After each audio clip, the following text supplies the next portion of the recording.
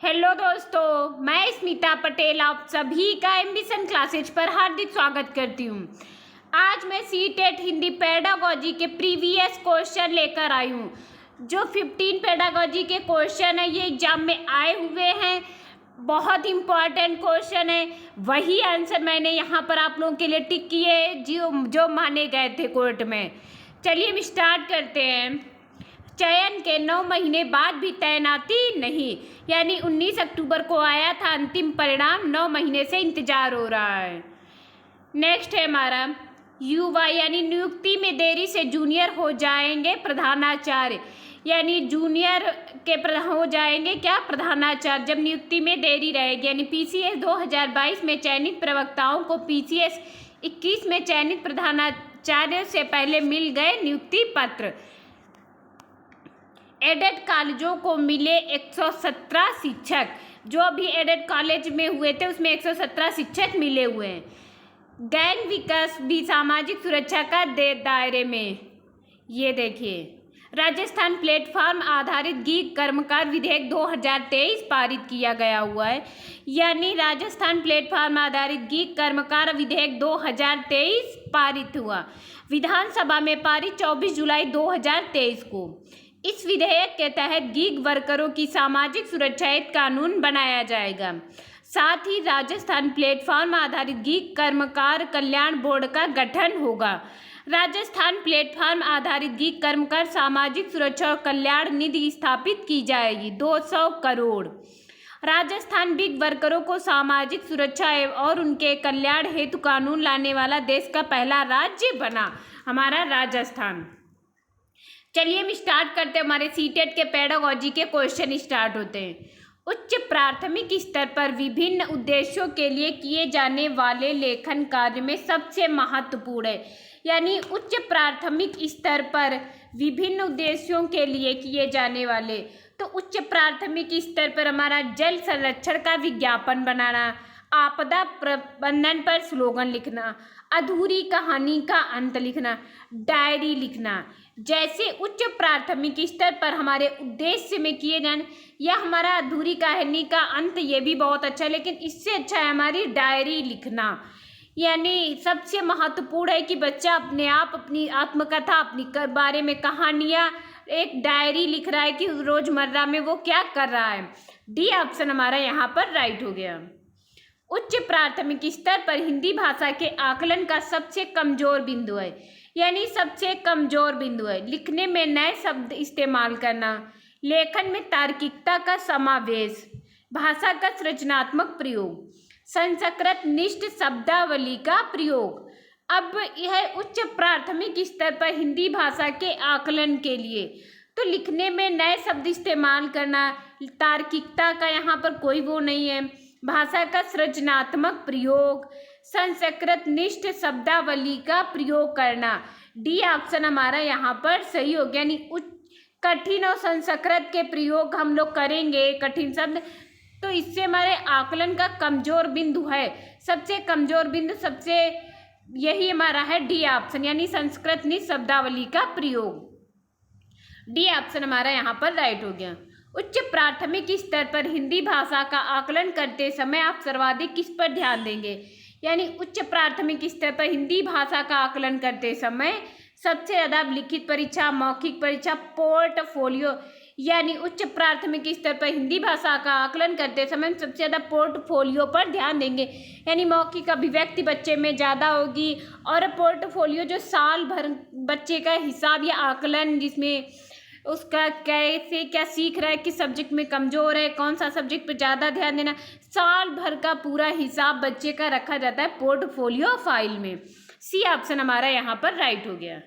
बहुभाषी कक्षा में बच्चों की भाषाएं, यानी बहुभाषी कक्षा में बच्चों की भाषाएं बहुत गंभीर समस्या है जिसका कोई समाधान नहीं है, संसाधन के रूप में इस्तेमाल की जा सकती है, एक जटिल समस्या है जो अन्य समस्याएं पैदा करते हैं।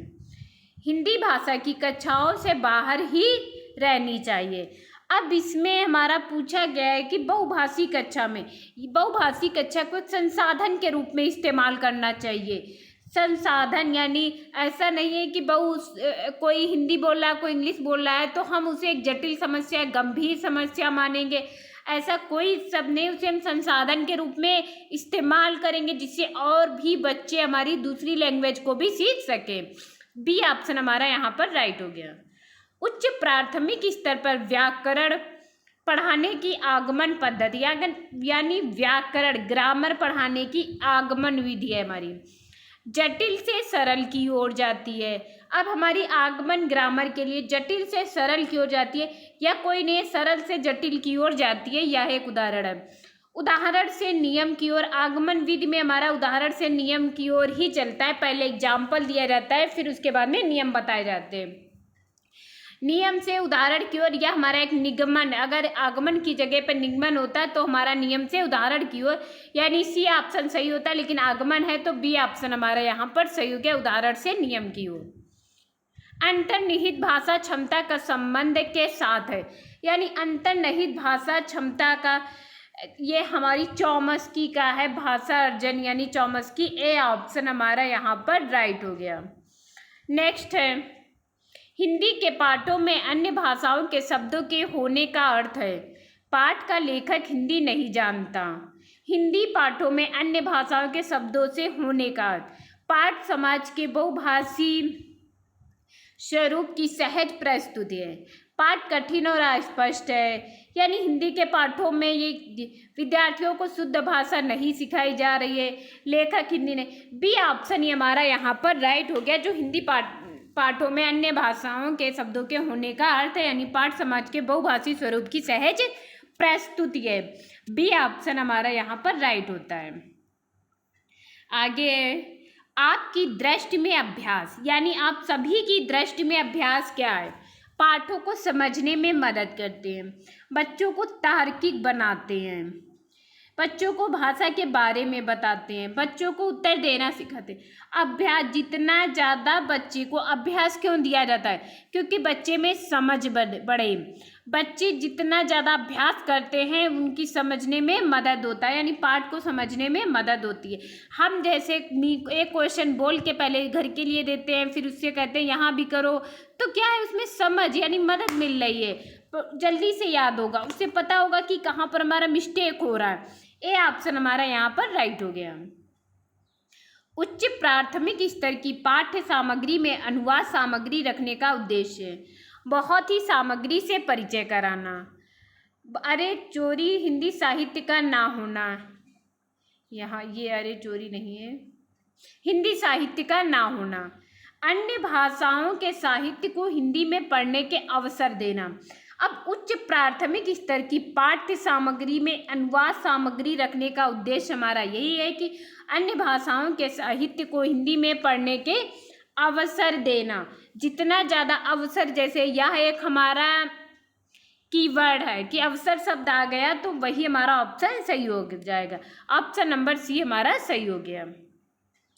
यदि आपकी कक्षा में दृष्टिबाधित बच्चे हैं तो आप उन्हें विशेष सहानुभूति से पढ़ाएंगे। किसी भी बच्चे को विशेष सहानुभूति से नहीं पढ़ाना चाहिए, क्योंकि फिर औरों में हीन भावना आती है। उन्हें पढ़ने के उपयुक्त साधन देंगे। हाँ, ये हम कर सकते हैं कि दृष्टिबाधित बच्चे को हम उपयुक्त साधन दें जिससे बच्चा दृष्टिबाधित भी समझ सके, अभिव्यक्ति जागृत हो। उन्हें सभी बच्चों से अलग गतिविधि देंगे, उनसे कम गतिविधियां कराएंगे। बी ऑप्शन ही हमारा यहाँ पर राइट है, क्योंकि उन्हें उपयुक्त साधन देंगे जिससे हमारा विद्यार्थी दृष्टिबाधित भी सीख सके। हिंदी भाषा सीखने के संदर्भ में कक्षा 8 में पढ़ने वाले बच्चे से अपेक्षित है कि वह हिंदी भाषा की समस्त नियमावली को जान सके, हिंदी भाषा के मुहावरों और लोकोक्तियों को जान सके, विभिन्न संदर्भों में हिंदी भाषा का प्रभावी प्रयोग, विभिन्न संदर्भ आया है, प्रभावी प्रयोग आया है, तो यही हमारा राइट ऑप्शन हो गया। तत्सम प्रधान पाठों को प्रभावी प्रयोग कर सके। सी ऑप्शन ही हमारा यहाँ पर राइट हो गया। यानी हिंदी भाषा सीखने के संदर्भ में कक्षा 8 में पढ़ने वाले बच्चे से अपेक्षित है कि वह विभिन्न संदर्भों में हिंदी भाषा का प्रभावी प्रयोग कर सके। सी ऑप्शन हमारा यहाँ पर राइट हो गया। नेक्स्ट है हमारा, उच्च प्राथमिक स्तर पर हिंदी भाषा के आकलन में सबसे महत्वपूर्ण, यानी हिंदी भाषा के आकलन में सबसे महत्वपूर्ण है। हिंदी भाषा के व्याकरण की जानकारी, हिंदी भाषा की बारीकियों की समझ व प्रयोग, हिंदी भाषा के साहित्यकारों की जानकारी, हिंदी भाषा की मानक वर्तनी की। अब इसमें पूछा गया है उच्च प्राथमिक स्तर पर हिंदी भाषा की बारीकियों की समझ व प्रयोग करना चाहिए। यह सबसे महत्वपूर्ण है आकलन के अकॉर्डिंग। यहाँ पर हमारा बी ऑप्शन राइट हो गया। व्याकरण की जानकारी भी नहीं होगी, साहित्यकारों भी मानक वर्तनी, यानी हिंदी भाषा की बारीकियों की समझ व प्रयोग कर सके बच्चा। बी ऑप्शन हमारा राइट हो गया। आकलन का प्रयोग के लिए होना चाहिए। अब आकलन के प्रयोग के लिए क्या होना चाहिए? सीखने में मदद, कितना सीखा को आंकने, परस्पर तुलना, भाषा की जानकारियाँ। तो आकलन का प्रयोग सबसे जरूरी होना चाहिए कि सीखने में मदद। आकलन हम कब करेंगे बच्चे का? जब सीखने में मदद मिलेगी। ए ऑप्शन हमारा यहाँ पर राइट हो गया। भाषा के बारे में कौन सा कथन सही नहीं है? अब भाषा के बारे में कौन सा कथन सही नहीं है? सभी मानवीय भाषाएं स्वाभाविक भाषाएं हैं। भाषा होने के लिए भाषा की लिपि होनी चाहिए। भाषा मुख्यतः बोली जाती है। सभी भाषाओं की एक व्याकरण और एक व्यवस्था होती है। अब भाषा के बारे में कौन सा कथन सही नहीं है यह पूछा गया।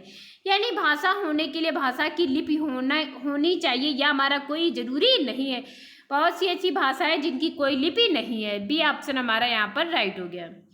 राष्ट्रीय शिक्षा नीति 2020 के द्वारा अनुशंसित विद्यालय के बुनियादी वर्षों की क्या अवधि है? यानी 2020 के द्वारा अनुशंसित विद्यालय के बुनियादी वर्षों की क्या अवधि है?